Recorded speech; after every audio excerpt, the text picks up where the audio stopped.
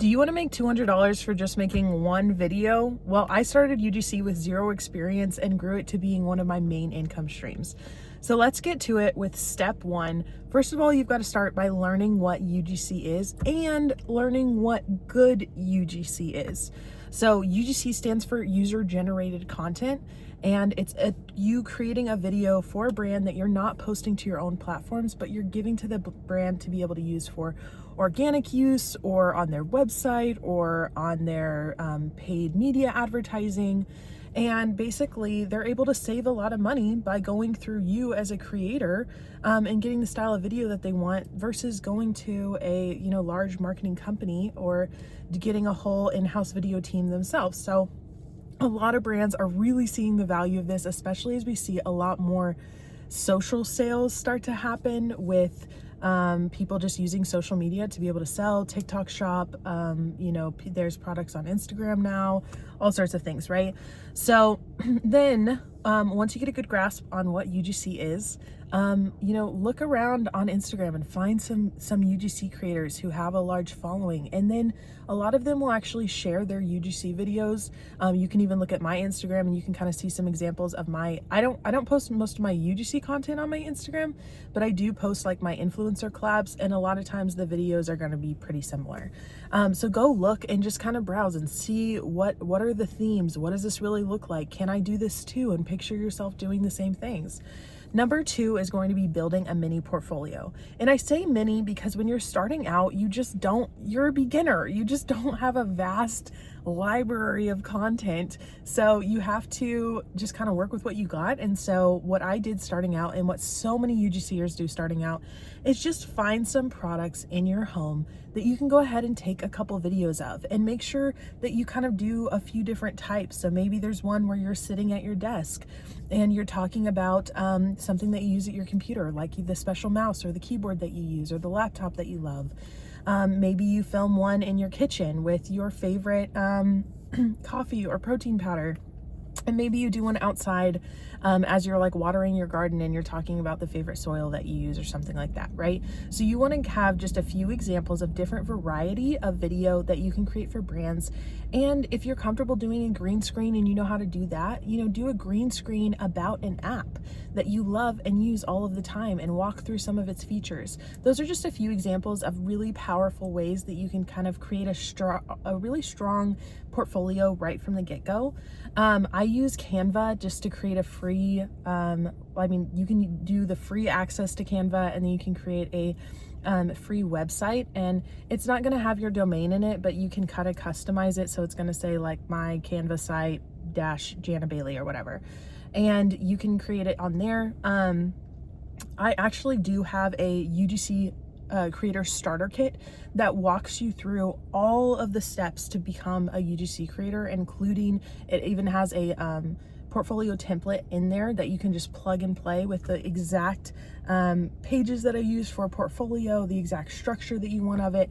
But basically and that's actually linked down below, but basically when you're creating a mini portfolio, you just want to have a clear quality picture of you. You want to have examples of your work. You want to have photos of your work, so video examples and photos, and you want to have your contact information and maybe a little bit of details about what you bring to the table, what may be your specific value that you can add.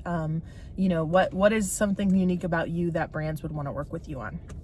So once you've got your portfolio up, then you want to, step three is finding beginner friendly platforms. So platforms can often be a bit easier than cold email pitching or cold DMs. And that's because instead of having to kind of go and identify, is a brand even looking for UGC creators, which is what you're doing when you're cold pitching. You can actually go into platforms where you already know that this platform already has brands that are seeking out UGC creators. And so a lot of times they can just help you get a few deals under your belt, before you go out and you start cold pitching. And I'm not going to lie, when it does come to cold pitching, it is it is hard. It is hard sometimes because you spend a lot of time creating emails, and you spend a lot of time pitching to brands just to get no response, or just to get, hey, we're not interested. And so platforms kind of gives you some quick wins under your belt, and gets you even some gifted collabs as you're starting, maybe some lower paying collabs as you're starting. But they can be really helpful. Now, the thing with platforms is typically the income is always going to be really capped. So you're not going to make oogles and oogles of money on platforms, and there may be some higher competition on platforms, but sometimes I've still seen it be really successful, and it was for me as a beginner creator. So my favorite beginner platforms are Billo, Mini Social, Social Cat, and Join Brands. Those are all ones that you can really get started with like little to no experience at all, and go ahead and start securing some of your brand deals. And then as you're working with more of those brands on those platforms, you can add that as like proof on your portfolio of like, hey, I've worked with this brand and I've worked with this brand. And make sure that you're showing other brands, hey, these are brands similar to yours that I've worked with. So step number 4 is pitch and apply with confidence. So a lot of these platforms, they may have you kind of fill out your basic information, what type of content you create, and then maybe a blurb about yourself. So in that blurb, whenever you're on a platform, it's just maybe a paragraph or maybe just a couple sentences. I just want you to be really clear, concise, and straight to the point, as really just showing up like confidently as a creator. You don't want to go, I'm just starting out, this would be my first collab. No. You want to be like, I kind of just share what you bring to the table. Like for me, I'm a 25-year-old mom of 1. I'm working, and I love being able to share with my audience or share with other women, powerful way. I don't know, easy ways for them to make income from home. Or I love sharing my favorite things with other women in my life, like whatever that special thing is that, if you're a student, mention that, but just make sure that you're just kind of really showing confidently at, in whatever stage you are at. So when it comes to cold DMs, cold emails, platforms, all of that, for emailing, what I would do is I would first get into some platforms. Then I would find maybe 5 to 10 brands that you love and are on Instagram or TikTok, and I would shoot them a DM. And then from there, if you're like, hey, I still want to be reaching out to brands, what else can I do? Then go ahead and start identifying emails. You can try to find emails on LinkedIn. You can use platforms like hunter.io, and try to identify some contacts from brands. And mainly when you're identifying contacts, you want to try to find a marketing person or a social media person, someone that just seems like they would work in the influencer or UGC space. Number 5 is you want to set rates and expectations. So when you are very first starting out, to be honest, a lot of your collabs are probably going to be gifted, and that's okay. I would say if you can get probably the first 10 or 15 under your belt and have those be gifted, that is a great way to grow your experience and grow it quickly. And that's just because a lot of brands aren't going to pay you unless they see examples of your work and like, oh, I've seen that they worked with this brand and this brand and this brand, so obviously, okay, I'm ready to pay for them for this content. But even if you can secure deals that are like $25 a video, $50 a video, that's still great starting out. But then once it comes time for you to start charging for content, I would start out charging $100 a video. And then as you kind of up your skills and get more of in a groove, then I would move to like $125, $150.